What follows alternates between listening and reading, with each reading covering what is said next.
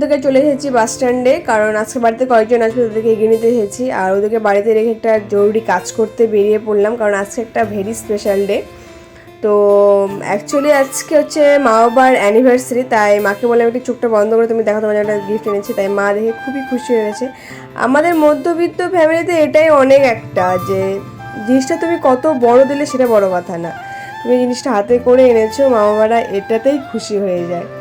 আর মা বাবা তো সন্তানের সুখ দেখে খুশি হয়ে যায়, তাদের কিছু প্রয়োজন পড়ে না, কিন্তু তাদেরও তো কিছু ইচ্ছে চাওয়া পাওয়া থাকে, সেটা তো আমাদেরকে ওদেরকে না বলার আগে বুঝে নিতে হবে।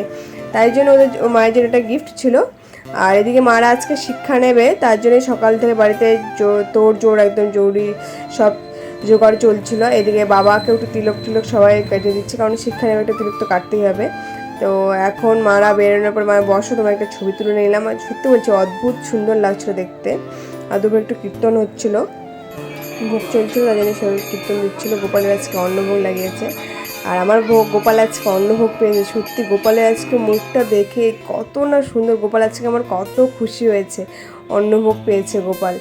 আর এদিকে দিদা সবাইকে তিলকের ফোঁটা দিয়ে দিচ্ছিলো। সত্যি বলছি বাড়িতে যখন কীর্তন বাড়ির যে পরিবেশটা সেটা আলাদা হয়ে যায়। জয় গোপাল।